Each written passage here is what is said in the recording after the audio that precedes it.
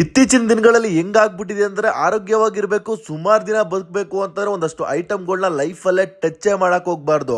ಅದರಲ್ಲಿ ಮುಂಚೂಣಿಯಲ್ಲಿರುವಂತ ಮೊದಲನೇ item sugar. Coffee teen ಬೇಕಾದ್ರೆ ಶುಗರ್ ಇಲ್ಲದೆ ಕುಡಿದು ಬಿಡ್ಬೋದು. ಐಸ್ ಕ್ರೀಮು, ಚಾಕ್ಲೇಟ್ ಅಂತ ಐಟಮ್ಗಳಲ್ಲಿ ಶುಗರ್ ಇಲ್ಲ ಅಂತಂದ್ರೆ ದೇವರಣೆಗೂ ತಿನ್ನಕ್ ಚಾನ್ಸೇ ಇಲ್ಲ.